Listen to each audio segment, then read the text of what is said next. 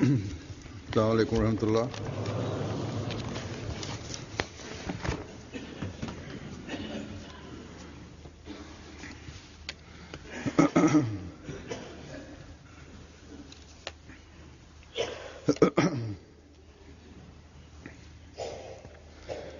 अशहदु अल्ला इलाहा इल्लल्लाह वहदहु ला शरीका लहू व अशहदु अन्ना मुहम्मदन अब्दुहु व रसूलुहु अम्मा बअदु फ़अऊज़ु बिल्लाहि मिनश शैतानिर रजीम। बिस्मिल्लाहिर रहमानिर रहीम। अल्हम्दुलिल्लाहि रब्बिल आलमीन अर्रहमानिर रहीम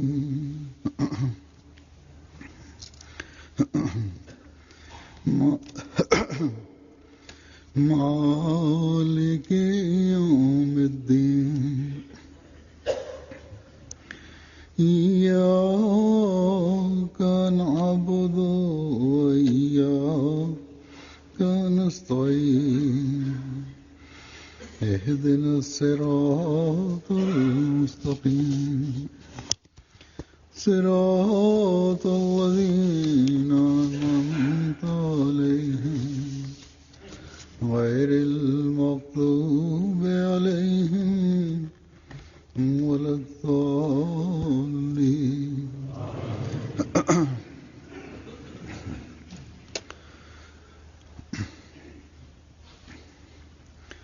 हज़रत मसीह मऊद अलैहिस्सलाम फरमाते हैं कि रसूलुल्लाह सल्लल्लाहु अलैहि वसल्लम के वाक़यात। हज़रत मसीह मऊद अलैहिस्सलाम बोलेन, রাসূলুল্লাহ সাল্লাল্লাহু আলাইহি সাল্লাম যে সমস্ত ঘটনাবলীর সম্মুখীন হয়েছেন, যে সকল পরিস্থিতির সম্মুখীন হয়েছেন, সেই সম্পর্কে পুরোপুরি যদি কেউ অবহিত থাকে আর তখনকার পৃথিবীর অবস্থা কি ছিল তা যদি সম্পূর্ণভাবে জানা থাকে আর তিনি এসে কি করেছেন তা যদি মানুষ জানতে পারে, তাহলে সে অভিভূত হয়ে আল্লাহুম্মা সাল্লি আলা মুহাম্মাদিন বলতে বাধ্য হবে। তিনি বলেন, আমি সত্য সত্যই বলছি, এটি কোনো ধারণা বা কাল্পনিক কথা নয়। মহানবী সাল্লাল্লাহু আলাইহি ওয়াসাল্লাম এসে কি করেছেন সে সম্পর্কে কোরআনে কারীম এবং পৃথিবীর ইতিহাস এই সম্পর্কে বস্তুনিষ্ঠ সাক্ষ্য দেয়। নতুবা এর কারণ কি যে তিনি সাল্লাল্লাহু আলাইহি সাল্লাম সম্পর্কে বিশেষভাবে আল্লাহ তাআলা বলেছেন যে ইন্নাল্লাহা ওয়া মালাইকাতাহু ইউসাল্লুনা আলান নবী ইয়া আইয়ুহাল্লাযীনা আমানু সাল্লু আলাইহি ওয়া সাল্লিমু তাসলিমা। অর্থাৎ আল্লাহ তাআলা এবং তার সকল ফেরেশতা রাসূলের প্রতি দরুদ প্রেরণ করে, হে বিশ্বাসী এবং ঈমানদারগণ, তোমরাও দরুদ এবং সালাম প্রেরণ করো। তিনি বলেন, অন্য কোন নবীর জন্য বা নবীর পক্ষে আওয়াজ বা আহ্বান দেখা যায় না। পুরো সফলতা সকল প্রশংসার সাথে এই এক ব্যক্তি বা সকল প্রশংসা বা নিখুঁত প্রশংসা নিয়ে শুধু এক ব্যক্তি পৃথিবীতে এসেছেন। তিনি বলেন যে এই আয়াত থেকে প্রতিভাত হয় যে মুহাম্মদ রাসূলুল্লাহ ইসলামের পবিত্র কর্ম এমন ছিল যে আল্লাহ তাআলা তার প্রশংসা এবং তার গুণাবলীকে সীমাবদ্ধ করার জন্য বা তার গুণাবলী বর্ণনা করার জন্য বিশেষ কোন শব্দ ব্যবহার করেন। শব্দ পাওয়া সম্ভব ছিল কিন্তু তিনি তা ব্যবহার করেন। অর্থাৎ তার কর্মের প্রশংসা সকল প্রকারের সীমার ঊর্ধ্বে ছিল এবং এ ধরনের আয়াত অন্য কোন নবীর জন্য ব্যবহার হয়নি। তার আত্মায় সেই নিষ্ঠা এবং স্বচ্ছতা ছিল, তার কর্ম খোদার পবিত্র দৃষ্টিতে এত পছন্দনীয় ছিল যে আল্লাহ তাআলা এই স্থায়ী নির্দেশ দিয়েছেন যে ভবিষ্যতে কৃতজ্ঞতার নিদর্শন স্বরূপ মানুষ যেন দরুদ পড়ে তাই মুমিনের দায়িত্ব হলো তিনি সাল্লাল্লাহু আলাইহি সাল্লামের আনিত শরীয়ত গ্রন্থ যখন পড়ে তার পবিত্র জীবন আদর্শ মনে পড়লে তা যেখানে মেনে চলা এবং অবলম্বনের চেষ্টা করা উচিত, সেখানে তিনি সাল্লাল্লাহু আলাইহি সাল্লামের প্রতি দরুদ পাঠ করা উচিত। এই মানুষে যে তিনি সাল্লাল্লাহু আমাদের প্রতি কত মহান অনুগ্রহ করেছেন, জীবনের প্রতিটি দিককে খোদার শিক্ষা অনুসারে কাজে রূপায়িত করে দেখিয়ে আর আমাদেরকে তদনুসারে চলার নির্দেশ দিয়ে খোদাকে পাওয়ার পথের দিশা দিয়েছেন আমাদের।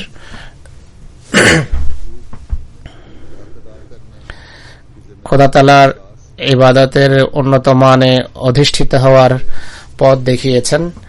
খোদার সৃষ্টির অধিকার প্রদানের সচেতনতা তিনি মুমিনদের মাঝে সৃষ্টি করেছেন, যার মাধ্যমে মুমিন খোদার সন্তুষ্টি অর্জন করতে পারে।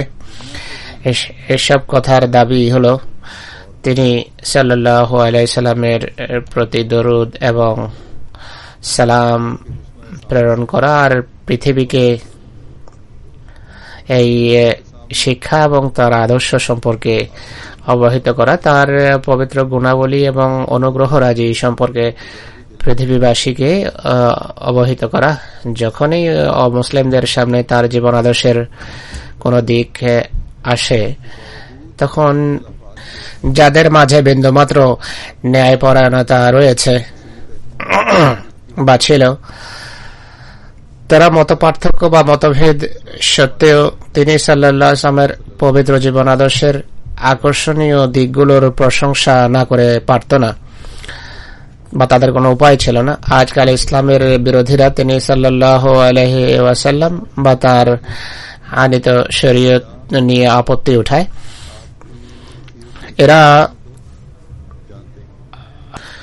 এদের হৃদয়ে হয়তো কোনো ইনসাফই নেই, কোনো সুবিচার বলতে নেই, বা তার পবিত্র জীবন আদর্শের আকর্ষণীয় দিকগুলো সম্পর্কে সম্পূর্ণ অজ্ঞ, আর এটি জানার তাদের কোনো চেষ্টাও নেই বা চেষ্টা করতে তারা আগ্রহী নয়।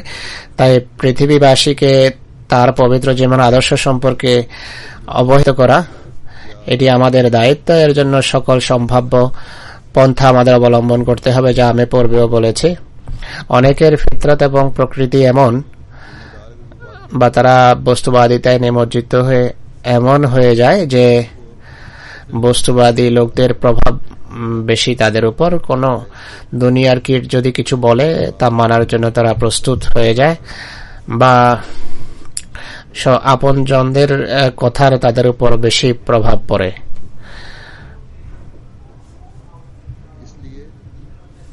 এক মুসলমানের মুখের মোহাম্মদ রাসূলুল্লাহর কথা শুনতে চায় না, তাদের নিজেদের লোক যদি কিছু বলে তা নিয়ে তারা ভাবে বা চিন্তা করে।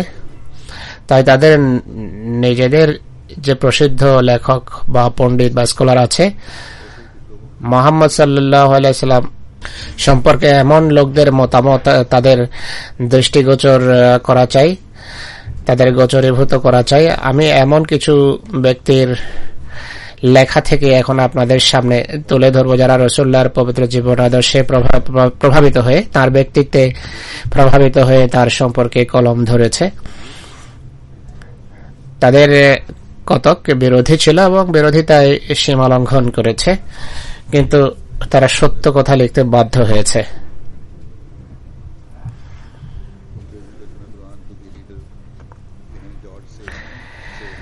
একজন লেখক যিনি কোরআনের ইংরেজি অনুবাদ করেছেন, English translation to the reader নামে, এর নাম হল জর্জ সেল। ইনি ইসলামের সমর্থক নয়।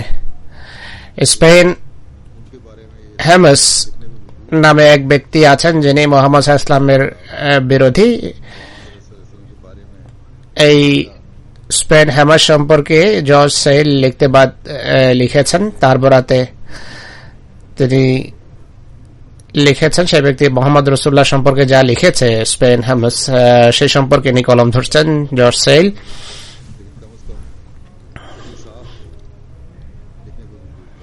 স্পেন হ্যামার সম্পর্কে জর্জ সেল লেখেন যে ইনি নেক মানুষ ছিলেন। নেক তো অবশ্যই ছিলেন না, কিন্তু সত্য কথা লিখতে ইনি বাধ্য ছিলেন। তিনি লেখেন যে মোহাম্মদ সাল্লাল্লাহু আলাইহি সাল্লাম প্রকৃতিগত যোগ্যতা এবং দক্ষতায় সজ্জিত ছিলেন। চেহারা অত্যন্ত আকর্ষণীয়, বিবেকবান, বুদ্ধিমান, প্রিয়ভাজন, দরিদ্রদের প্রতি সহানুভূতিশীল, বিনয়ী, শত্রুর মোকাবেলায় ছিলেন অবিচল এবং বীর পুরুষ। সবচেয়ে বড় কথা হলো আল্লাহ তাআলার পবিত্র নামের প্রতি গভীর শ্রদ্ধাশীল, মিথ্যা কসমে অভ্যস্ত, ব্যভিচারী, খুনি, মিথ্যা অপবাদ আরোপকারী, অপব্যয়ী, লোভী, মিথ্যা সাক্ষ্যদাতাদের বিরুদ্ধে ছিলেন অত্যন্ত কঠোর। বিনয়, সদকা, খায়রাত, দয়া এবং মহানুভবতা, কৃতজ্ঞতা, পিতামাতা এবং বুজুর্গদের সম্মানের নির্দেশ এবং খোদা তাআলার প্রশংসায় আজ আপাদমস্তক থাকতেন নিমগ্ন। এই সব কিছু লেখা সত্ত্বেও ইনি বিভিন্ন স্থানে মোহাম্মদ রাসূলুল্লাহকে অভিযুক্ত করে এবং দোষারোপ করেন।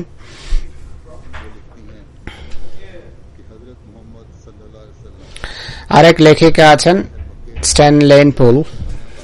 তিনি লেখেন, হযরত মুহাম্মদ রাসূলুল্লাহ সাল্লাল্লাহু আলাইহি ওয়া আলিহি ওয়াসাল্লাম তার পৈতৃক শহর মক্কায় যখন বিজয়ী বেশে প্রবেশ করেন, আর মক্কাবাসী যারা তার প্রাণের শত্রু আর রক্তপিপাসু ছিল তাদের সবাইকে তিনি ক্ষমা করেন। এটি এমন এক বিজয় ছিল, আর এমন বিজয়ের শহরে প্রবেশের ঘটনা ছিল যার দৃষ্টান্ত পুরো মানব ইতিহাসে খুঁজে পাওয়া ভার। আউটলাইন অফ হিস্ট্রি লেখিকা হলেন প্রফেসর জি ওয়েলস। তিনি লেখেন যে ইসলামের রসুলের সত্যতার এটি অনেক বড় প্রমাণ যে যিনি তাকে সবচেয়ে ভালোভাবে জানতেন তিনি তার প্রতি সর্বপ্রথম ঈমান এনেছেন। হযরত মুহাম্মদ সাল্লাল্লাহু আলাইহি ওয়াসাল্লাম মোটেই মিথ্যা দাবিকারক ছিলেন না। এই সত্যকে অস্বীকার করার কোনো উপায় নেই যে ইসলামের অসাধারণ বৈশিষ্ট্য এবং সুমহান গুণাবলী রয়েছে। ইসলামের রসুল এমন সমাজের ভিত রচনা করেছেন যাতে অত্যাচার এবং রক্তপাতের অবসান ঘটানো হয়েছে।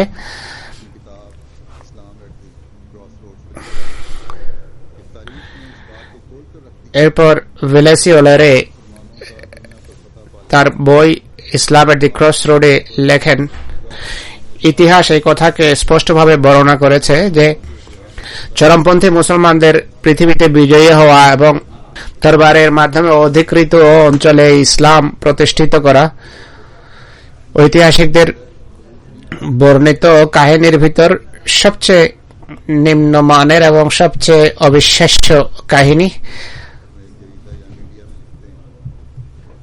এরপর মহাত্মা গান্ধী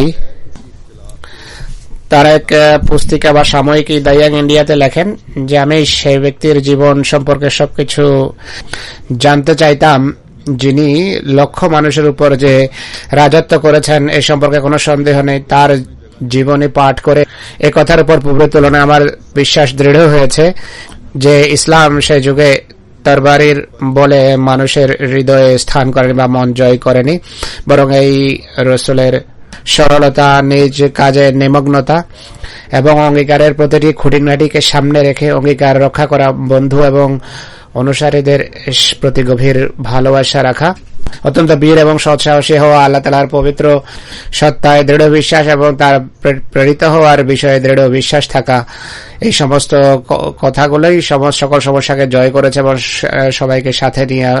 যখন আমি এই রসুলের জীবনী সম্পর্কে লেখা বইয়ের দ্বিতীয় খণ্ড শেষ করলাম তখন বই শেষ হওয়ার কারণে আমার মন উদাস হয়ে যায়। এরপর স্যার জন বেকেট ক্লাব, লেফটেন্যান্ট জেনারেল,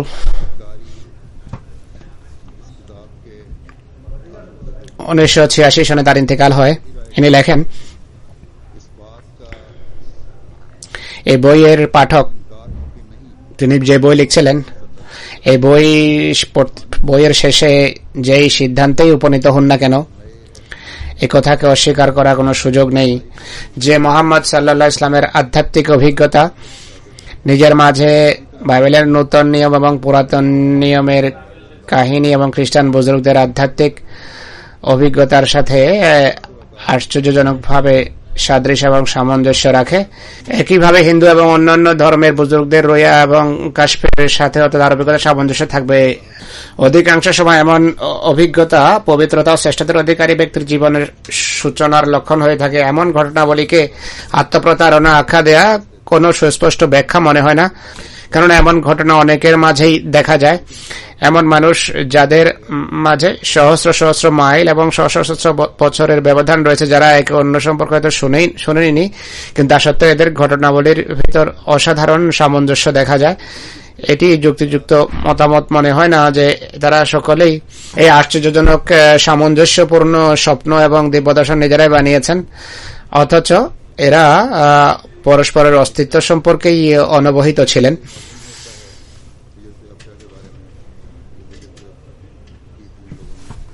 তিনি আরো লেখেন যে এই তালিকা থেকে বোঝা যায়, ইথিওপিয়ার হিজরত সম্পর্কে বলছেন যে তখন যারা হিজরত করেছে তাদের সম্পর্কে বলেন যে এই তালিকা থেকে বোঝা যায় যে এই তালিকায় সেই সমস্ত লোক, প্রায় সেই সকল লোক অন্তর্ভুক্ত ছিল যারা ইসলাম গ্রহণ করেছিল। আর মুহাম্মদ সাল্লাল্লাহু আলাইহি ওয়াসাল্লাম মক্কার অত্যাচারীদের মাঝে নিশ্চয়ই গুটিকতক সাথী নিয়েই অবস্থান করছিলেন। এটি এমন একটি অবস্থা যা প্রমাণ করে যে তিনি সাল্লাল্লাহু আলাইহি ওয়াসাল্লাম নৈতিক সৎসাহস এবং ঈমানের দৃঢ়তার ক্ষেত্রে উন্নত মানে অধিষ্ঠিত ছিলেন। এরপর জন উইলিয়াম রেপার তার বই history of the intellectual development of ইউরোপে লেখেন,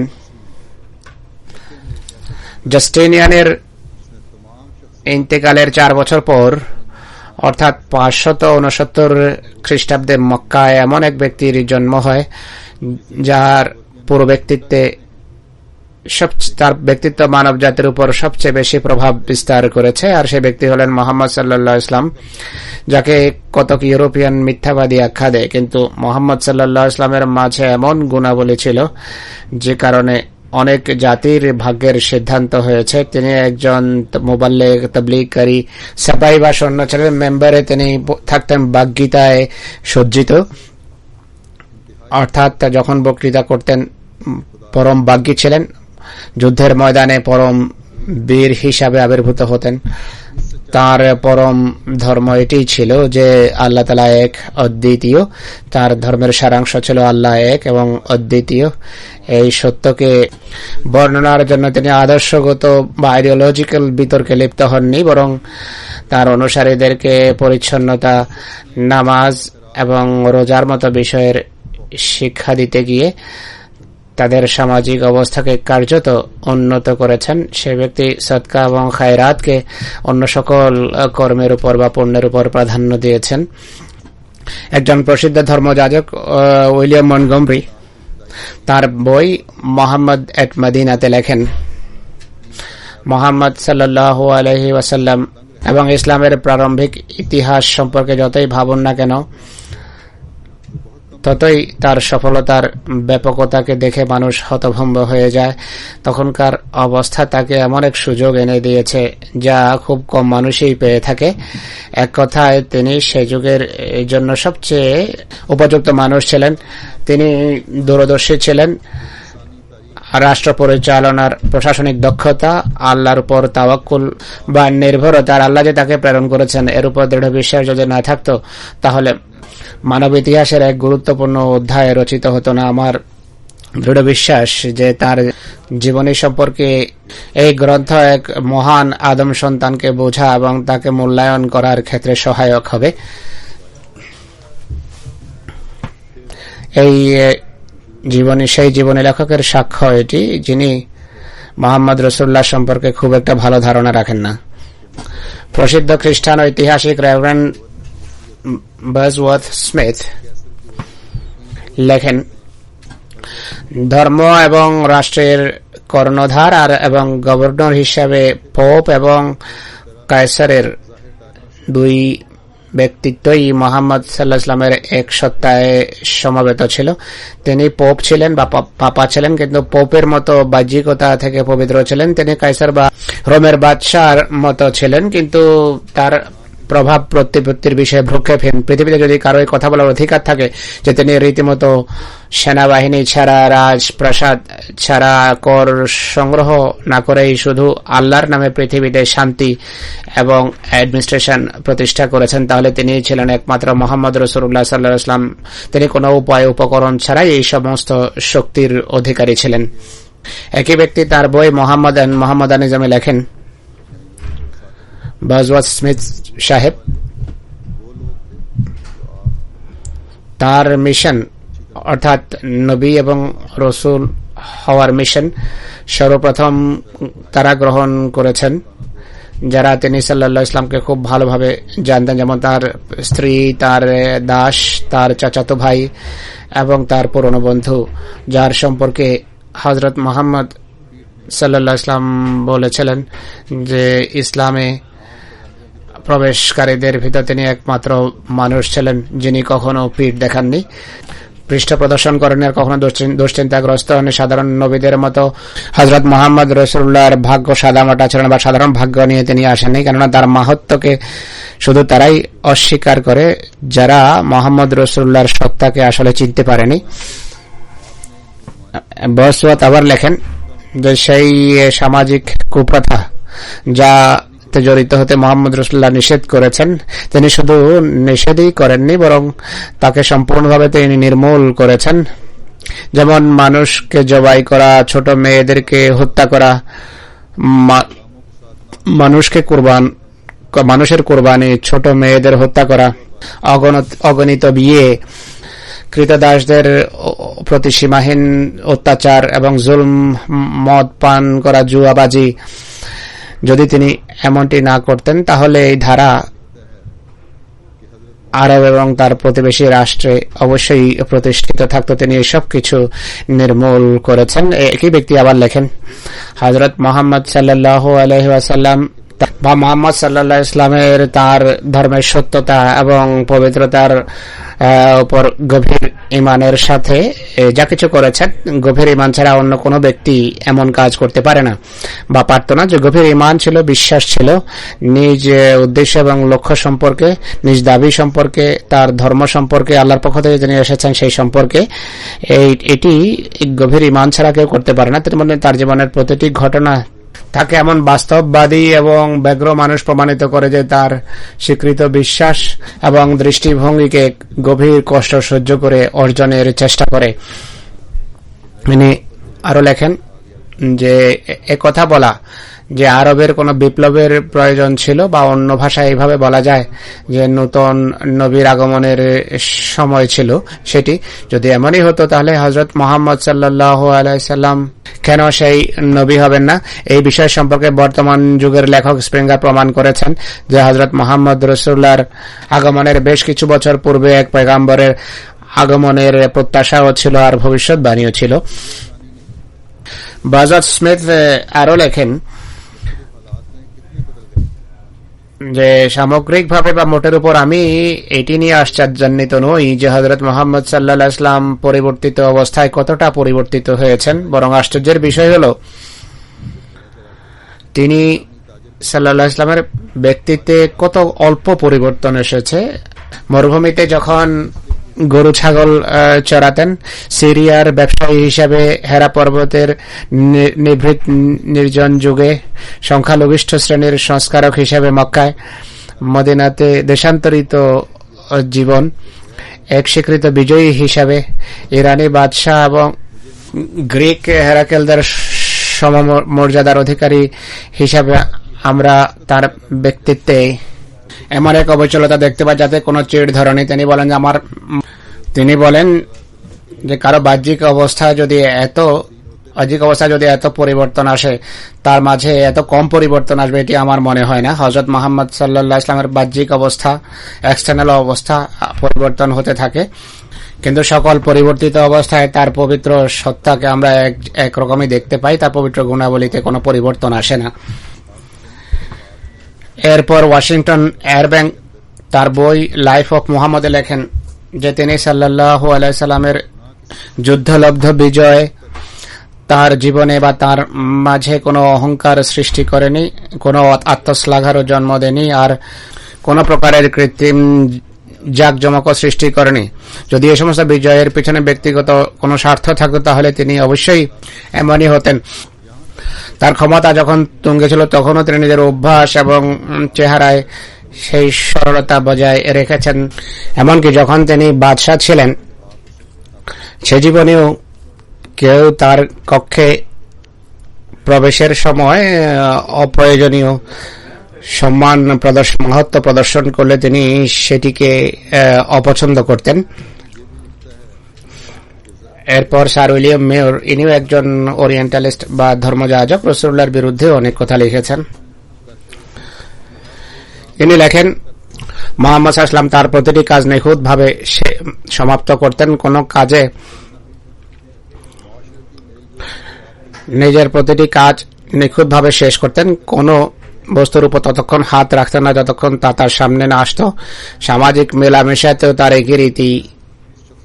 রীতি একই ছিল। কারোর সাথে কথা বলার জন্য তার প্রতি যখন মুখ করতেন অর্ধেক নয় বরং পুরো চেহারা, পুরো মনোযোগ সহকারে তার প্রতি তাকাতেন। কারোর সাথে করমর্দনের সময় তিনি নিজের হাত প্রথমে ছাড়াতেন না। একইভাবে কোনো আগন্তুকের সাথে কথা বলার সময় মাঝে কথা অসমাপ্ত ছাড়তেন না এবং দ্বিতীয় ব্যক্তির কথা পুরো শুনতেন। তার পারিবারিক সরলতা তার জীবনের উপর ছেয়েছিল। প্রতিটি কাজ তার নিজের করার অভ্যাস ছিল। যখনই সদকা দিতেন ভিখারিকে নিজ হাতে দিতেন। ঘরের কাজে স্ত্রীদের সাহায্য করতেন। তিনি লেখেন যে প্রত্যেক ছোট বড় ব্যক্তির তার কাছে ছিল অবাধ আনাগোনা। যেভাবে নদীর পানি সহজে তীর পর্যন্ত পৌঁছতে পারে, বাইরে থেকে আগত লোকদের সম্মানের সাথে স্বাগত জানাতেন। সে সকল প্রতিনিধি দলের আগমন এবং অন্যান্য রাষ্ট্রীয় বিষয়ে প্রেক্ষাপটে ইতিহাস থেকে প্রমাণিত হয় যে মুহাম্মদ রাসূলুল্লাহর ভিতর এক দক্ষ শাসকের সকল দক্ষতা ছিল। সবচেয়ে আশ্চর্যজনক বিষয় হলো তিনি লিখতে জানতেন না।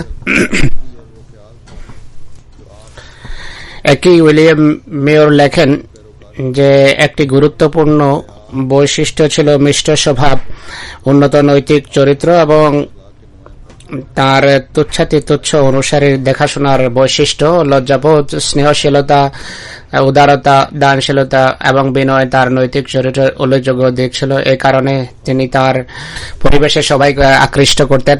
অস্বীকার করা না বলা তিনি পছন্দ করতেন না। কোনো ভিখারির চাহিদা পূরণ করতে না পারলে নীরব থাকাকে প্রাধান্য দিতেন। কখনো কারো আমন্ত্রণ তিনি প্রত্যাখ্যান করেননি, যত সামান্যই হোক না কেন। কারো দেয়া তোহফা তিনি কখনো প্রত্যাখ্যান করেননি, যত তুচ্ছ তোহফাই হোক না কেন। তার একটি অনন্য বৈশিষ্ট্য ছিল, তার মজলিসে উপস্থিত প্রত্যেক ব্যক্তি মনে করত যে সেই সবচেয়ে গুরুত্বপূর্ণ অতিথি। কারো সফলতায় কাউকে আনন্দিত দেখলে তিনি আন্তরিকভাবে তাকে অভিনন্দন জানাতেন এবং বুকে টেনে নিতেন। বঞ্চিত এবং সমস্যা কবলিত মানুষের সাথে অতি কোমল ভাষায় সহানুভূতি ব্যক্ত করতেন। বাচ্চাদের প্রতি গভীর স্নেহ ব্যক্ত করতেন। পথচারী বাচ্চাদের সালাম করতে দ্বিধাবোধ করতেন না। দুর্ভিক্ষের যুগেও অন্যদেরকে নিজের খাবারে অন্যদের অংশীদার করতেন। অন্যদের স্বাচ্ছন্দ্যের সবসময় চেষ্টা করতেন। তার সমস্ত গুণাবলীর মাঝে তার কোমলমতি ও স্নেহশীল স্বভাব সবচেয়ে বেশি উল্লেখযোগ্য ছিল। মুহাম্মদ রাসূলুল্লাহ এক বিশ্বস্ত বন্ধু ছিলেন। তিনি আবু বকরকে ভাইয়ের তুলনায় বেশি ভালোবেসেছেন, আলীকে পিতৃসুলভ স্নেহ দিয়েছেন। যায়েদ তার স্বাধীন দাস ছিল। সেই প্রিয় নবীর সাথে তার এত ভালোবাসা ছিল যে পিতার সাথে যেতে অস্বীকার করেছেন। মক্কাকেই মদিনায় থাকা প্রাধান্য দিয়েছেন। তার পবিত্র আঁচল ধরে, তার তত্ত্বাবধায়কের আঁচল ধরে সে বলেছে তাকে আমি ছেড়ে যাব না, আপনি আমার পিতা এবং মাতা। বন্ধুত্বের এই সম্পর্ক জায়েদের মৃত্যু পর্যন্ত বিরাজমান ছিল। এরপর জায়েদের ছেলের সাথেও তার পিতার কারণে অত্যন্ত স্নেহশীল ব্যবহার করেছেন। ওসমান এবং ওমরও তার সাথে বিশেষ সম্পর্ক রাখত। তিনি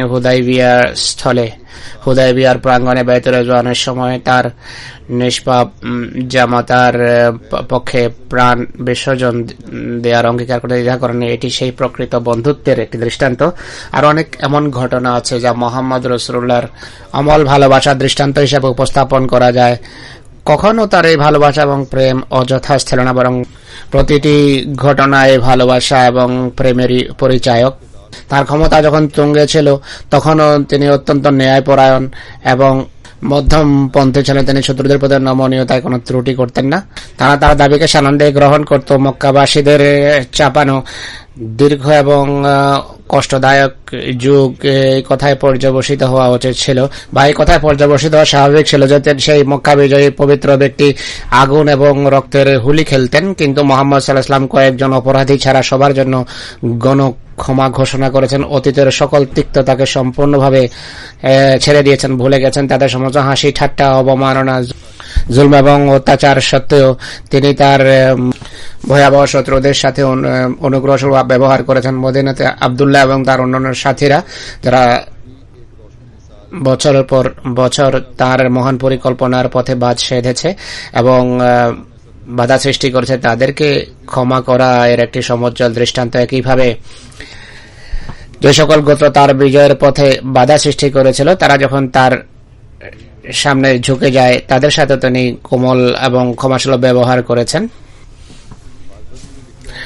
আবার একই উইলিয়াম মেয়র লেখে, মুহাম্মদ সাল্লাল্লাহু আলাইহি ওয়াসাল্লামের সত্যতার জন্য একটি সমর্থন সূচক নিদর্শন হলো, এই ব্যক্তি কোন কোন ক্ষেত্রে বিরোধিতায় লিখেছে, কিন্তু এখানে মুহাম্মদ সাল্লাল্লাহু আলাইহি ওয়াসাল্লাম সম্পর্কে সে লেখে যেটি মুহাম্মদ রাসূলুল্লাহর সত্যতার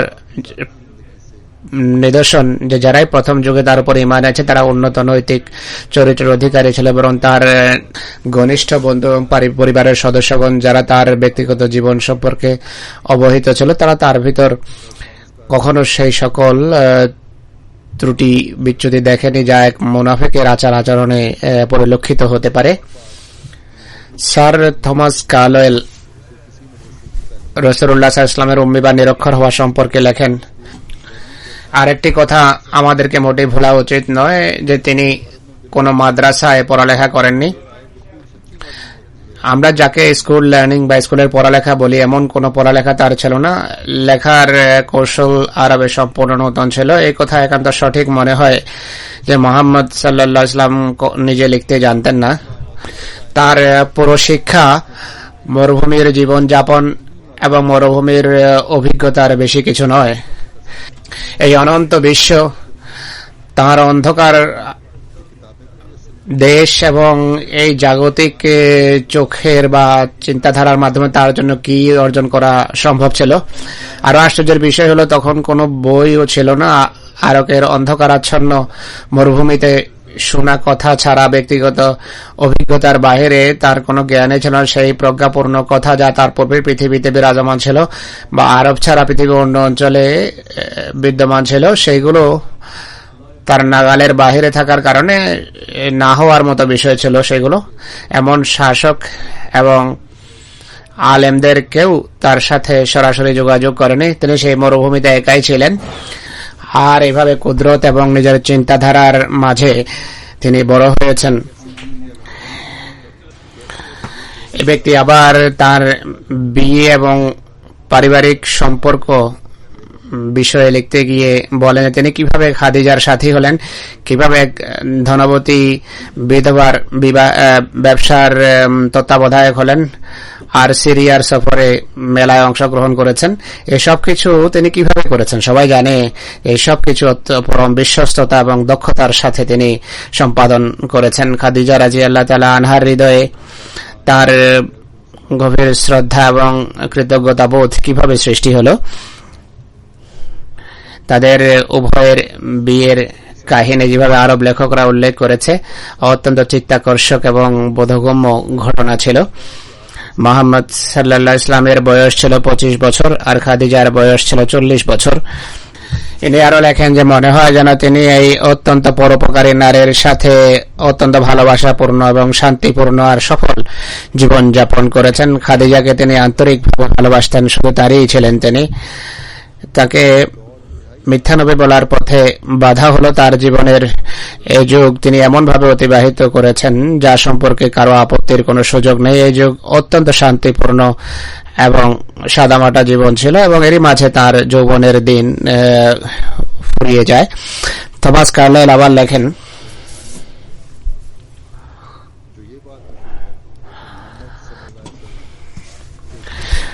আমাদের মাঝে অর্থাৎ খ্রিস্টানদের মাঝে এই একটি কথা প্রচলিত আছে যে মুহাম্মদ সাল্লাল্লাহু আলাইহি সাল্লাম অত্যন্ত ধূর্ত এবং মিথ্যা নবুয়তের দাবিদার ছিলেন। তার ধর্ম উন্মাদনা এবং অলিক ধারণার একটি স্তূপ, বই কিছু নয়।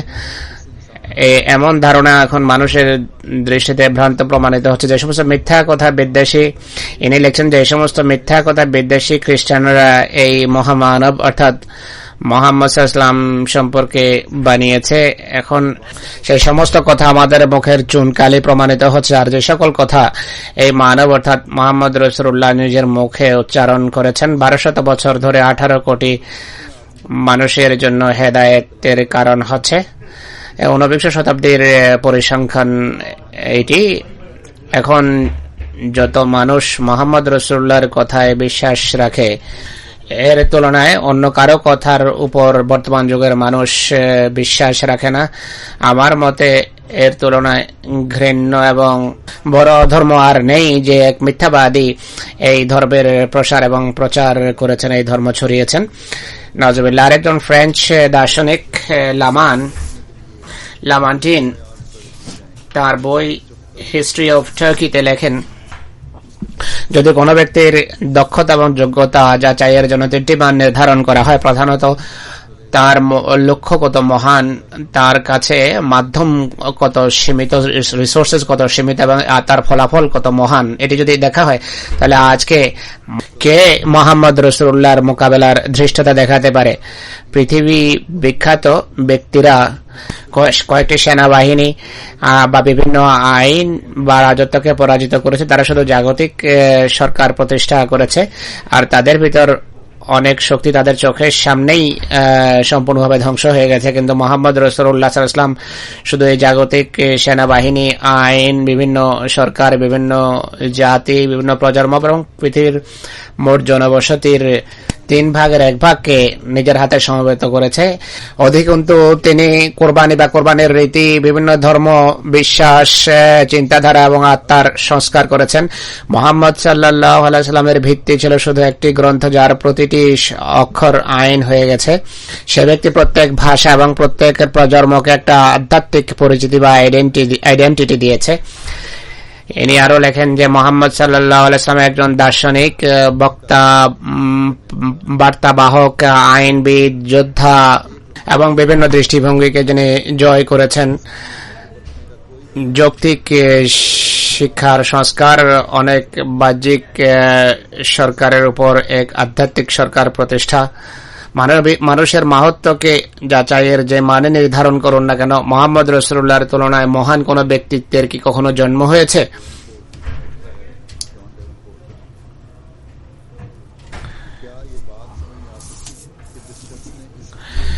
এরপর জন ডেভেনপোর্ট লেখেন, সে ব্যক্তি কি মিথ্যাবাদী হবে বা একথা কি বোধগম্য হতে পারে যে ব্যক্তি এই ঘৃণ্য নিজ মূর্তি পূজা যাতে তার স্বদেশী আরবরা নিমজ্জিত ছিল সেখানে খোদার ইবাদত প্রতিষ্ঠা করে বড় বড় এবং চিরস্থায়ী সংস্কারের কাজ করেছেন, তিনি মিথ্যাবাদী হবেন? আমরা কি এই কর্মঠ এবং পরিশ্রমী সংস্কারককে প্রতারক আখ্যা দিতে পারি? কেউ কি বলতে পারে যে এমন ব্যক্তির সকল কার্যক্রম প্রতারণা ভিত্তিক ছিল? মোটেই নয়। এমনটি বলা মোটে যুক্তিযুক্ত হবে না। নিঃসন্দেহে মুহাম্মদ সাল্লাল্লাহু আলাইহি ওয়াসাল্লাম আন্তরিক স্বচ্ছতা এবং আন্তরিক বিশ্বাস ছাড়া অন্য কোনো কারণে নবুয়তের সূচনা থেকে বা ওহী নাযিল হওয়ার সূচনা থেকে শেষ পর্যন্ত এর উপরে অবিচল থাকতে পারেন না। যারা সবসময় তার কাছে থাকতো, যারা তার সাথে উঠা বসা করতো, তারা কখনো ভাবতো না যে তিনি লোক দেখানো কাজ করছেন বা রিয়াকারি করছেন বা প্রদর্শন করছেন।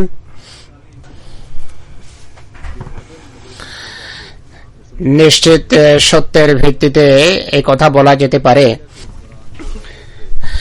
যে যদি পাশ্চাত্যের যুবরাজরা মুসলমান মুজাহিদ এবং তুর্কিদের জায়গায় এশিয়ার শাসক হতো, তাহলে মুসলমানদের সাথে সেই ধর্মীয় সহনশীল আচরণ করত না যা মুসলমানরা খ্রিস্টানদের সাথে করেছে। কেননা খ্রিস্টানরা তাদের স্বধর্মের অনুসারীদেরকে চরম বিদ্বেষ এবং জুলম এবং অত্যাচারের লক্ষ্যে পরিণত করেছে, যাদের সাথে তাদের ধর্মীয় ফিরকাগত মত পার্থক্য ছিল মাত্র। একই জন ডেভেনপোর্ট লেখেন যে এতে কোনো সন্দেহ নেই যে সমস্ত বিচারকদের মাঝে বা বিজয়ীদের মাঝে একজনও এমন নেই যাদের জীবনালেখ্য মুহাম্মদ সাল্লাল্লাহু আলাইহি ওয়াসাল্লামের জীবনালেখ্যের তুলনায় বেশি বিস্তৃত, ব্যাপক এবং সত্য বস্তুনিষ্ঠ ছিল। মাইকেল এইচ হার্ট তার বই এ ranking of the most influential persons in হিস্ট্রিতে লেখেন, ধরাপৃষ্ঠে প্রভাব বিস্তারী লোকদের মাঝে মুহাম্মদ সাল্লাল্লাহু আলাইহি ওয়াসাল্লামের নাম প্রথমে রাখার সিদ্ধান্ত হয়তো অনেক পাঠককে আশ্চর্যান্বিত করবে আর অনেকে হয়তো প্রশ্ন উঠাবে, কিন্তু ইতিহাসে তিনি একমাত্র ব্যক্তিত্ব ছিলেন যিনি ধর্মীয় এবং জাগতিক উভয় ক্ষেত্রে একান্ত সফল ছিলেন। প্রশ্ন উঠে কেউ কিভাবে বুঝবে যে মুহাম্মদ সাল্লাল্লাহু আলাইহি ওয়াসাল্লাম কিভাবে মানব ইতিহাসকে প্রভাবিত করেছেন? অন্যান্য ধর্মের মতো ইসলামও তার অনুসারীদের জীবনে গভীর প্রভাব বিস্তার করেছে। কারণেই পৃথিবীতে বিদ্যমান মহান ধর্মের প্রতিষ্ঠাতাদের এই বইতে গুরুত্বপূর্ণ স্থান দেওয়া হয়েছে। তিনি বলেন, এক ধারণা অনুসারে ধরাপৃষ্ঠে খ্রিস্টানদের সংখ্যা মুসলমানদের তুলনায় দ্বিগুণ। যখন এই বই লিখেছেন তখনকার কথা এটি। এদিক থেকে মুহাম্মদ সাল্লাল্লাহু আলাইহি সাল্লামকে ঈসার পূর্বে রাখা হয়তো আশ্চর্যজনক মনে হবে, কিন্তু আমার এই কাজের পেছনে দুটো কারণ আছে। প্রথম কারণ হলো খ্রিস্ট ধর্মের প্রসারের ক্ষেত্রে ঈসা আলাইহিস সালামের কর্মের তুলনায় মুহাম্মদ রাসূলুল্লাহর ইসলাম প্রসারের ক্ষেত্রে অনেক বেশি গুরুত্বপূর্ণ ভূমিকা ছিল। যদিও ঈসা আলাইহিস সালাম খ্রিস্ট ধর্মের আধ্যাত্মিক এবং চারিত্রিক জীবন বিধান নির্ধারণ করেছেন, অর্থাৎ সেই খ্রিস্ট ধর্ম যা ইহুদি ধর্ম থেকে আলাদা হয়েছে, কিন্তু খ্রিস্ট ধর্মের প্রসারের ক্ষেত্রে পৌলুস বা সেন্ট পল গুরুত্বপূর্ণ ভূমিকা পালন করেছে। খ্রিস্ট ধর্মকে বর্তমান রূপ দেয়া এবং নতুন নিয়মের একটা বিরাট অংশ লিখেছেন সেন্ট পল। ইনি আরো লেখেন যে ইসলাম ধর্ম এবং এতে বিরাজমান প্রতিটি নৈতিক এবং ধর্মীয় নীতির জন্য দায়ী ছিলেন মুহাম্মদ সাল্লাল্লাহু আলাইহি ওয়াসাল্লাম। মুহাম্মদ সাল্লাল্লাহু আলাইহি ওয়াসাল্লাম নতুন ধর্মকে নিজে রূপ দিয়েছেন এবং ইসলামী শিক্ষার প্রবর্তনে গুরুত্বপূর্ণ ভূমিকা পালন করেছেন। এছাড়া মুসলমানদের পবিত্র গ্রন্থ অর্থাৎ কোরআন, যা মুহাম্মদ রাসূলুল্লাহর অন্তর্দৃষ্টি ভিত্তিক একটি গ্রন্থ ছিল, এর লেখকও মুহাম্মদ রাসূলুল্লাহ ছিলেন। ইনিও বিরোধী, তাই এইভাবে লিখেছেন। ইনি বলছেন যে মুহাম্মদ রাসূলুল্লাহ সম্পর্কে, এই কোরআন সম্পর্কে বলেন যে আল্লাহর পক্ষ থেকে তার প্রতি ওহী করা হয়েছে। কোরআনের একটি বিরাট অংশ মুহাম্মদ রাসূলুল্লাহর জীবনেই লিখে সংরক্ষণ করা হয়েছিল এবং তার ইন্তেকালের স্বল্পকাল পর এটিকে সংকলিত করা হয়েছে, সংরক্ষণ করা হয়েছে। তাই কোরআন মুহাম্মদ সাল্লাল্লাহু আলাইহি ওয়াসাল্লামের শিক্ষা এবং তার চিন্তাধারার প্রকৃত প্রতিফলন বই কি। আর চিন্তাশীলদের একটি শ্রেণীর মতে তারই শব্দ ছিল, অথচ ঈসা আলাইহিস সালাম শিক্ষার এই ধরনের কোন সংকলন নেই। মুসলমানদের মতে কোরআনের গুরুত্ব তাই যা খ্রিস্টানদের দৃষ্টিতে বাইবেলের। তাই কোরআনের মাধ্যমে মুহাম্মদ সাল্লাল্লাহু আলাইহি সাল্লাম মানুষকে গভীরভাবে প্রভাবিত করেছেন। ঈসা আলাইহিস সালাম খ্রিস্ট ধর্মকে যতটা প্রভাবিত করেছেন, বেশিরভাগ মানুষ এটি মনে করেন যে মুহাম্মদ রাসূলুল্লাহর ইসলামের উপর তুলনায় অনেক বেশি প্রভাব, বা ঈসা আলাইহিস সালাম এবং সেন্ট পল খ্রিস্ট ধর্মকে যতটা প্রভাবিত করেছে, মুহাম্মদ রাসূলুল্লাহ ইসলামকে তার থেকে বেশি প্রভাবিত করেছে। সম্পূর্ণ ধর্মীয় দৃষ্টিকোণ থেকে যদি দেখা হয় তাহলে বোঝা যাবে মুহাম্মদ রাসূলুল্লাহ মানব ইতিহাসকে ততটাই প্রভাবিত করেছেন যতটা ঈসা আলাইহিস সালাম প্রভাব বিস্তার করেছেন। যাই হোক, এটি তার মতামত, কিন্তু এই কথা স্বীকার করেন যে মুহাম্মদ রাসূলুল্লাহ প্রথম স্থান অধিকার করেন বা করেছেন। ইনি আরো লিখেছেন যে মুহাম্মদ সাল্লাল্লাহু আলাইহি ওয়াসাল্লাম যেখানে ধর্মীয় নেতা ছিলেন, সেখানে রাষ্ট্রীয় রাষ্ট্রপ্রধানও ছিলেন, কিন্তু ঈসা আলাইহিস সালাম এই সম্মান লাভ করেননি। তাই সকল ক্ষেত্রে, সকল দৃষ্টিকোণ থেকে তার আদর্শকে, তার সত্তাকে ইনি উজ্জ্বল ভাবে উপস্থাপন করেছেন। এরপর ক্যারেন আর্মস্ট্রং লেখেন, মোহাম্মদের বায়োগ্রাফি অফ প্রফেটে লেখেন যে মোহাম্মদ সাল্লাল্লাহু আলাইহি সাল্লামকে একত্ববাদ ভিত্তিক আধ্যাত্মিকতা প্রতিষ্ঠার জন্য কার্যত শূন্য থেকে কাজ আরম্ভ করতে হয়েছে। তিনি যখন তার প্রচার বা তাবলীগ আরম্ভ করেন, তখন কেউ তাকে তার নবুয়ত এবং রিসালাতের পক্ষে কাজ করার সুযোগ দেওয়ার জন্য প্রস্তুত ছিল না।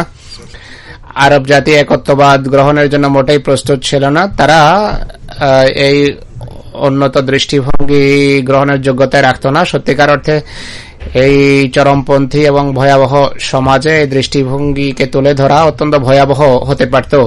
আর মোহাম্মদ সাল্লাল্লাহু আলাইহি ওয়াসাল্লাম নিঃসন্দেহে অত্যন্ত সৌভাগ্যবান হতেন যদি এই সমাজে নিজের জীবন রক্ষা করতে পারতেন। সত্যিকার অর্থে মোহাম্মদ রাসূলুল্লাহ সবসময় হুমকি কবলিত থাকতেন।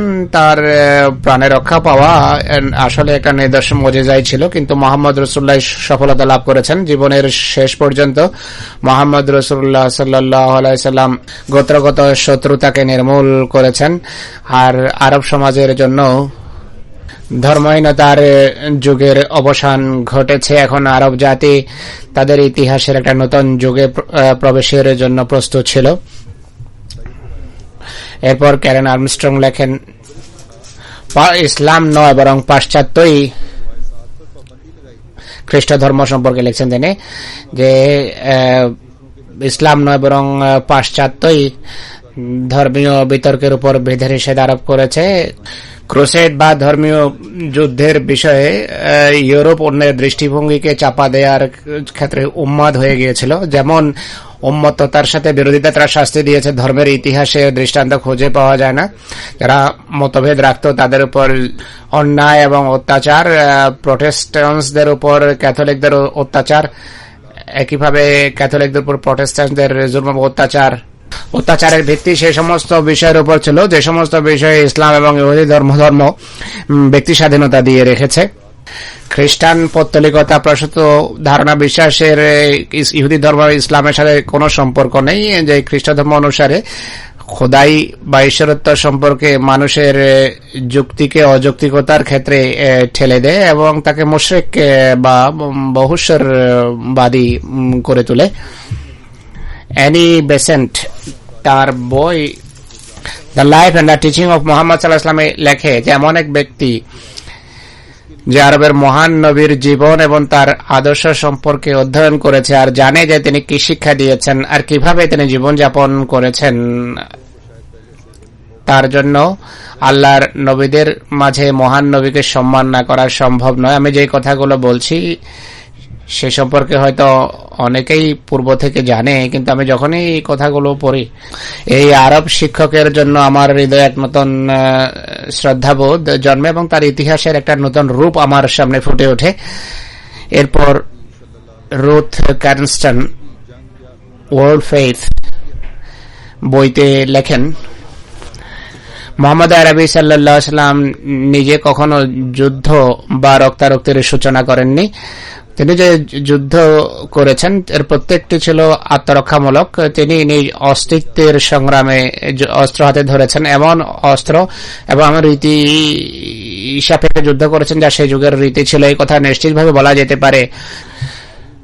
14 কোটি খ্রিস্টান, 1949 সনের কথা এটি, ইনি বলছেন 14 কোটি খ্রিস্টান যারা সম্প্রতি 1,20,000-এর অধিক মানুষকে একটি বোমা ফেলেই ধ্বংস করেছে, তাদের মাঝে একটি জাতীয় এমন থাকবে না যারা এমন নেতাকে সন্দেহ করতে পারে যিনি যুদ্ধের ভয়াবহ পরিস্থিতিতেও মাত্র 5 বা 600 লোককে হত্যা করে থাকবেন। আরবের নবীর হাতে 7ম শতাব্দীর তমসাচ্ছন্ন যুগে যখন মানুষ পরস্পর রক্তপিপাসু ছিল তখনকার মৃত্যুর ঘটনাকে আজকের 20 শতাব্দীর আলোকিত যুগের ঘটনার সাথে তুলনা করা একটি আহমকের কাজ ছাড়া আর কিছু নয়। এই কথা বলার প্রয়োজনই নেই যে হত্যাযজ্ঞ ইনকুইজিশন এবং ক্রুসেডের যুগে হয়েছে, যখন খ্রিস্টান যোদ্ধারা নিজেরাই এই কথা লিখেছে এবং রেকর্ড করেছে যে তারা এই সমস্ত বেদিন অর্থাৎ মুসলমানদের কাটা ছিঁড়া লাশের মাঝে গোড়ালি পর্যন্ত রক্তে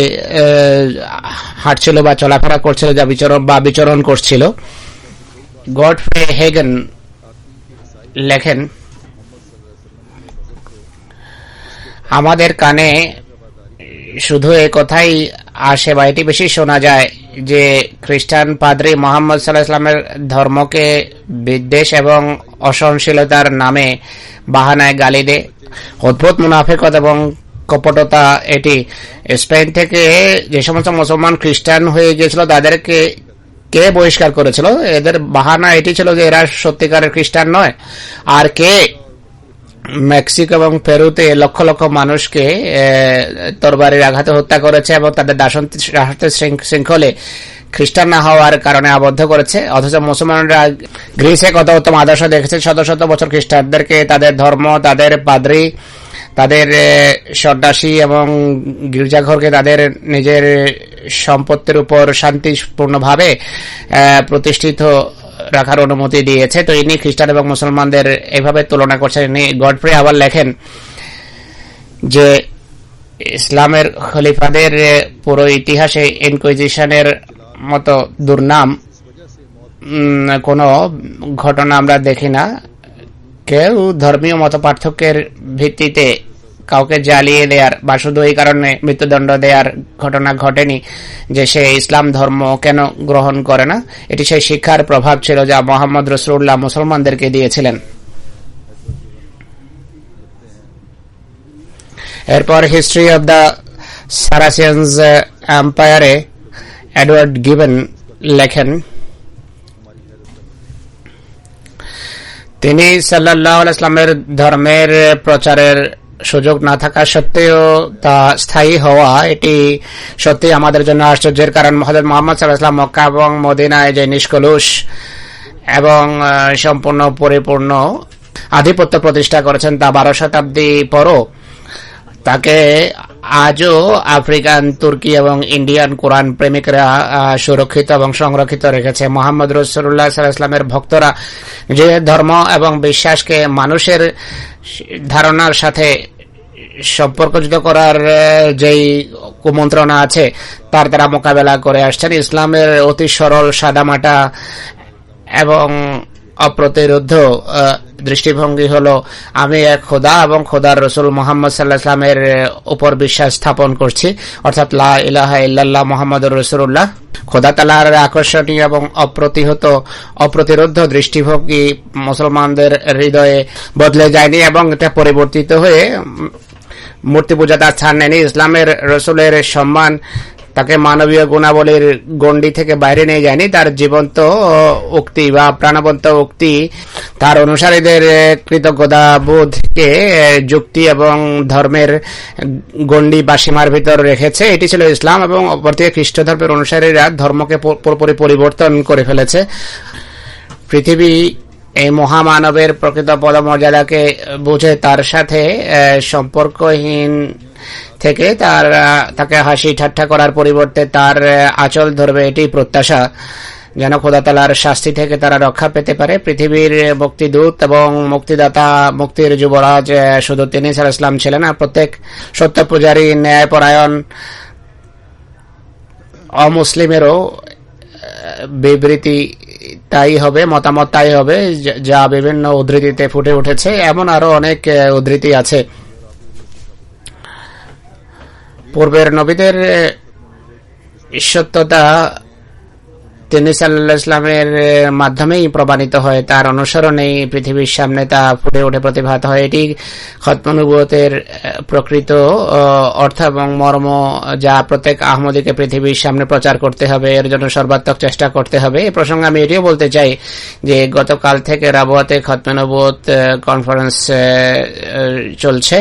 আজ হয়তো শেষ হয়েছে বা সমাপ্ত হয়েছে, যাতে রাজনৈতিক কথাবার্তা এবং চরিত্র বিধ্বংসী বক্তৃতা, আহমদীদের গালি দেয়া, মুসলিম ইসলামের বিরুদ্ধে অপলাপ ছাড়া আর কোনো কথাই হয় না। এসব কিছু সেখানে হচ্ছে মোহাম্মদ ইসলামের প্রেম, মোহাম্মদ প্রেম এবং খাতমে নবুয়তের নামে আল্লাহ তাআলা এদেরকে কাণ্ডজ্ঞান দেন, আর অথচ এরাই মনে করে যে আমরা পৃথিবীকে খাতমে নবুয়ত প্রকৃত অর্থ অবহিত করছি। তো এটি এদের অপকর্ম। কিন্তু আহমদীদের কাজ হলো খাতমে নবুয়তের প্রকৃত অর্থ এবং মর্ম পৃথিবীর সামনে তুলে ধরা, আর এটি তখনই সম্ভব হবে যদি আমরা তিনি সাল্লাল্লাহু আলাইহি ওয়াসাল্লামের বাণী পৃথিবীকে পৌঁছাই। আল্লাহ তাআলা আমাদেরকে সেই তৌফিক দান করুন। 2 সপ্তাহ পূর্বের খুতবায় আমি উকিলদেরকেও সম্বোধন করেছিলাম, উকিলদের কথা উল্লেখ করেছিলাম যে পৃথিবীর উকিলরা, আইন ব্যবসায়ীরা ঐক্যবদ্ধ হন। মুসলমানরা ঐক্যবদ্ধ হবে কিনা জানি না। আহমদী উকিলরা, আইনবিদেরা এ প্রেক্ষাপটে কাজ আরম্ভ করেছেন পাকিস্তানেও, অর্থাৎ ধর্মীয় আবেগ, অনুভূতির প্রতি শ্রদ্ধাবোধ এবং বাক স্বাধীনতা, ব্যক্তি স্বাধীনতার সীমা কোথায় আরম্ভ হয়, কোথায় শেষ হয়, বা এ সম্পর্কে কি করা যেতে পারে, এটিকে কতটা, এর সীমা কোথায় বা কি, সেই সম্পর্কে কিছু কথা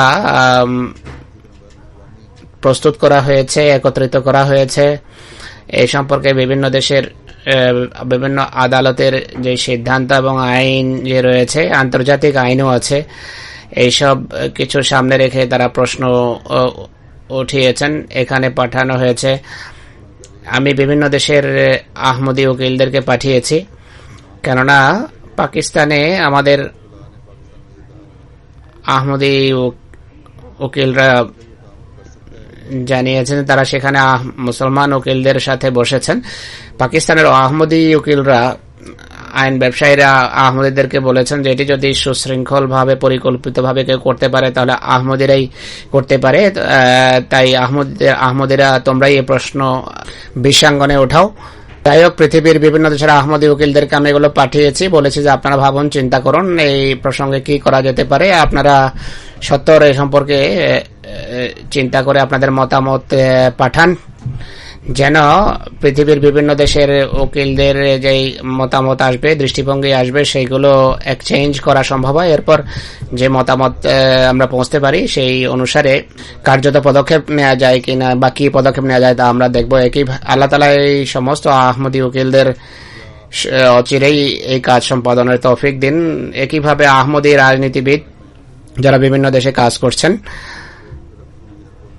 বা যারা রাজনীতিবিদদের পরিমণ্ডলে থাকেন, তাদেরকে এই বিষয়টি উত্তমভাবে কোনো না কোনো ফোরামে উপস্থাপন করা উচিত যে ব্যক্তি স্বাধীনতা বা বাক স্বাধীনতার কোনো সীমা নির্ধারিত হওয়া চাই, নতুবা পৃথিবী আরো বেশি ফিতনা এবং নৈরাজ্যের শিকার হবে। আমি এই প্রেক্ষাপটে দোয়ার তাহরিক করতে চাই।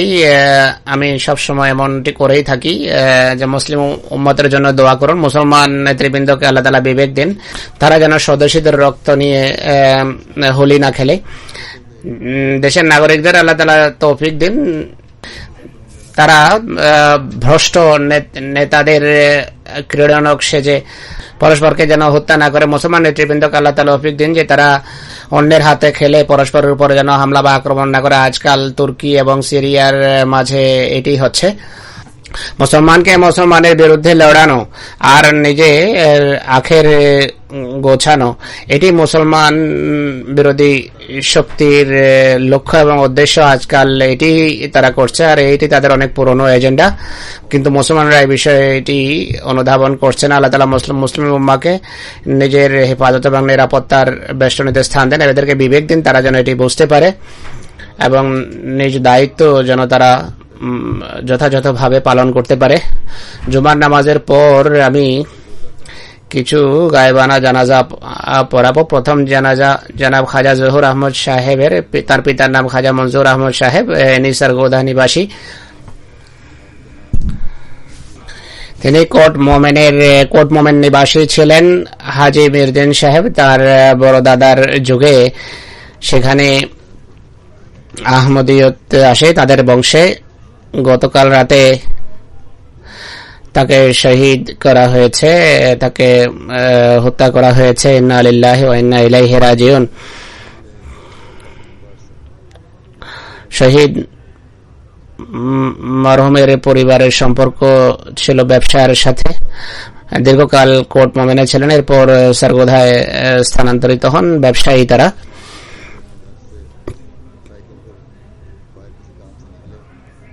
গতকাল রাতে যেভাবে বলেছি তাকে শহীদ করা হয়েছে। 9:15টার দিকে ঘর থেকে সাইকেল যোগে কোনো কাজে বাহিরে আসেন। সেখানে উপস্থিত দুজন অজ্ঞাত পরিচয় ব্যক্তি ছিল। বাইরে গলিতে মোটর সাইকেলে ছিল তারা পিস্তল থেকে গুলি করে, যা তার ডান কানের নিচে ঘাড়ে লাগে, আর আক্রমণকারীরা পালিয়ে যায়। কোনো পথিক দেখে ফোন করে উদ্ধার কর্মীদের, তাকে হাসপাতাল নিয়ে যাওয়া হচ্ছিল। পথেই তিনি ইন্তেকাল করেন। ইন্না লিল্লাহি ওয়া ইন্না ইলাইহি রাজিউন। মরহুম দীর্ঘদিন থেকে ধর্মীয় বিরোধিতার সম্মুখীন ছিলেন। এবছর এপ্রিলে বিরোধী দোকানদাররা বা ব্যবসায়ীরা তার দোকান ঘরের মালিকের উপর চাপ সৃষ্টি করে তিনি ভাড়ায় ঘর নিয়েছিলেন। মালিকে বলে ঘর খালি করাও কাদিয়ানি থেকে, কিন্তু মালিক অস্বীকার করেন। এরপর বিভিন্নভাবে তাকে কষ্ট দেওয়া হয়, বিরক্ত করা হয়। তার দোকানের তালায় কখনো এলপি ঢেলে দিত, কখনো সিল করে দিত, মিছিল বের করতো, তার বিরুদ্ধে ভাঙচুর হতো। যাই হোক, যা তাকে কষ্ট দেওয়ার জন্য যা কিছু সম্ভব ছিল তারা করেছে। তিনি অবিচলতার সাথে ব্যবসা জারি রেখেছেন, অব্যাহত রেখেছেন। অত্যন্ত সরল মানুষ ছিলেন, সাদামাটা জীবনযাপন করতেন। আর্থিক সচ্ছলতার সত্ত্বেও ছোটখাটো কাজের জন্য সাইকেল ব্যবহার করতেন। যে কোনো জামাতি তাহরিকে উৎসাহ উদ্দীপনার সাথে অংশ নিতেন। অত্যন্ত পুণ্যবান মানুষ ছিলেন। আল্লাহ তাআলা তার পদমর্যাদা উন্নীত করুন। স্ত্রী ছাড়া 2 ছেলে এবং 3 মেয়ে শোক সন্তপ্ত পরিবারের সদস্য হিসাবে তিনি রেখে গেছেন।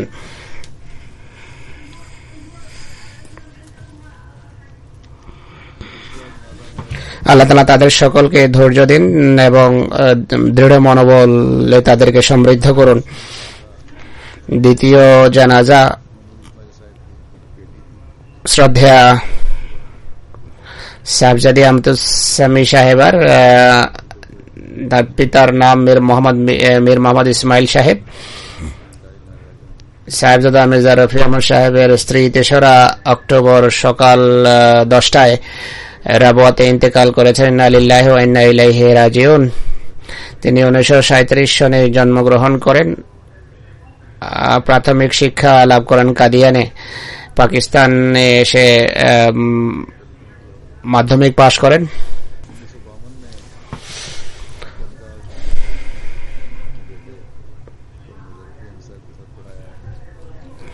1952 সনে হযরত মুসলিম মাউদ রাদিয়াল্লাহু আনহু তার পুত্র সাহেবজাদা মির্জা রফি আহমদ সাহেবের সাথে তার নিকাহ পড়িয়েছেন।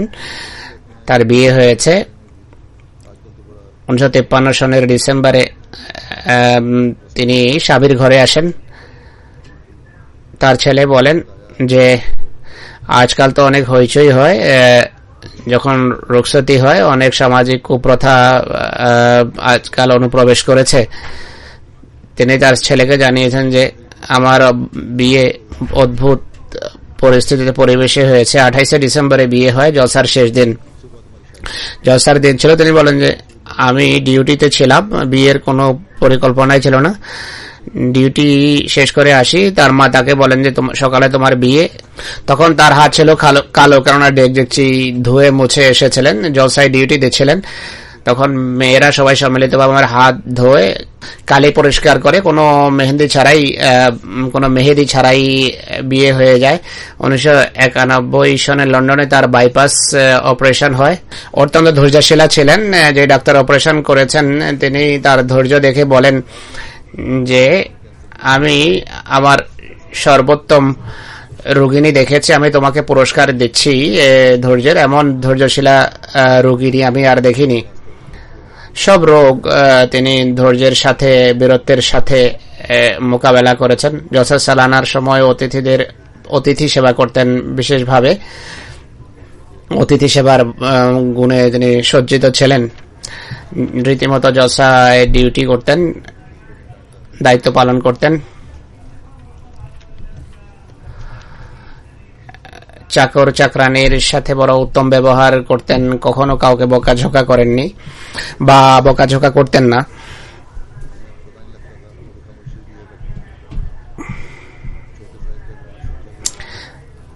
তার সন্তানগণ বলেন যে সদকা খায়রাত তিনি কখন করতেন তা আমরা বুঝতে পারতাম না, কিন্তু সবসময় সদকা খায়রাত করতেন। ছোট আকৃতির একটা কোরআন ছিল যা সবসময় পড়তেন। যখনই বাচ্চারা বলেন যে প্রায় 40 বছর তার হাতে আমরা সেই কোরআন দেখেছি। খেলাফতের প্রতি বড় বিশ্বস্ততা এবং নিষ্ঠার সম্পর্ক ছিল। সন্তানদের ওই নসিহত করেছেন যে এটাই বরকত রয়েছে, একেই এর সাথে আঁকড়ে থাকবে। আল্লাহ তাআলা তার মাগফিরাত করুন, তার নেকি এবং পুণ্যকে তার সন্তানদের আল্লাহ তাআলা ধরে রাখার তৌফিক দিন। তৃতীয় জানাজা জনাব চৌধুরী খালেদ আহমদ সাহেবের, যিনি চৌধুরী মোহাম্মদ শরীফ সাহেবের পুত্র, সাহিওয়াল নিবাসী। 20 সেপ্টেম্বর 2012 সনে জার্মানিতে এক দুর্ঘটনার ফলে কয়েকদিন হাসপাতালে থেকে 79 বছর বয়সে ইন্তেকাল করেছেন।